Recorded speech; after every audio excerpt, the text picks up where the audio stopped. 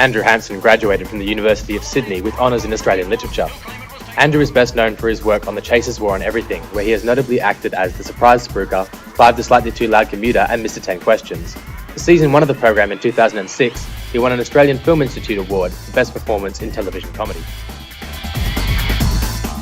Communication skills can be taught, or is it something that you just born with or have to pick up as you go? I think it must be a bit of both. I'm sure there's a sort of innate ability that some people have to communicate better than others, but there's certainly a wealth of techniques and actual things that you can consciously learn. On the job, I've learned an enormous amount. I still feel like I've got a huge amount yet to learn as well. How have you had to adapt your communication skills moving from print to television? Well, print was a very solitary sort of occupation, I suppose. You sit there in a room on your own and just bang something out, and you don't really get a sense of what people think of it. Print is a good medium for depth and to really get into something and get into it at a meaty sort of level, I suppose. And I was just doing humorous writing, but you can go off on these great flights of fancy in print and write thousands of words of crazy stuff. But TV is a very different thing. You've got to think visually, and everything has to be written very tight, and there's a lot of economy in the writing, because you don't want sketches that go on and on and on. So you've been in the communication industry for a number of years. How do you think it's changed over time? The main change, I think, is the technology. As YouTube is this fairly recent phenomenon that's made it much easier to access videos that you want to see, or and for me as a writer and creator. Yeah. And how important is music to you in terms of communication? In comedy, music gives you a bit of a license to be less funny, because if it rhymes and if it's set to a tune, it usually wins more acclaim than it would if it was just spoken. But what is important is the title music in comedy, the opening credits music, because you're setting the tone. So what I tried to do with The War on Everything titles music was make it a bit exciting and maybe sort of take the piss out of that espionage theme, or make it sound a bit aggressive. And because it's a live studio audience, you need to build up some excitement as well with the titles music. Do you have a line that you and the Chasers won't cross?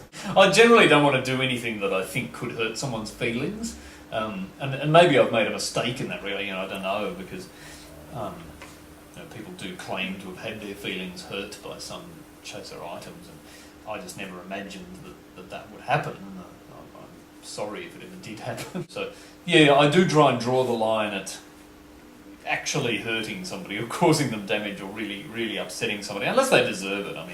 If there's a complete bastard of a businessman or something who should be taken down a peg, that's fine. Well, I suppose what was telling, though, about that was that after the song was broadcast, the ABC received 6 calls of feedback that night, nationally, just 6. 3 of them were praise, and 3 were complaints. The next day, the current affairs shows and the talkback stations told all their viewers and listeners that there was this appalling thing on last night. And the ABC was flooded with hundreds of calls from people all saying, yes, well, I didn't see it, but it was an absolute disgrace. But of course, when Today Tonight selectively the following night played excerpts from the song, and they'd just show you one line, and then the reporter would interrupt and say, and if that wasn't appalling enough, listen to what they had to say at the expense of Princess Diana.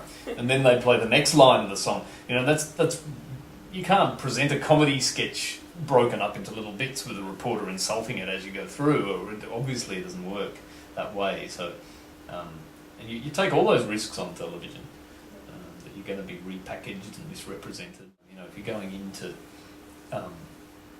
make fun of some celebrity or some politician or something, you've got this one shot to go in there, stand in the right spot in frame, hopefully position yourself so that the camera over there can pick you up the right way, and stand close enough to the person so that you capture their audio on your microphone. You've got one chance to do all that, and that makes me nervous. And I get nervous with music because you've really got to be precise. Acting and performance is pretty easy. If you fluff your line, it doesn't matter, you just reword it slightly. But if you make a mistake on an instrument, it's bloody obvious. So tell us, what's next for The Chaser? At the moment, we're working on a 3rd series of The War on Everything. After that, we're just going to panic.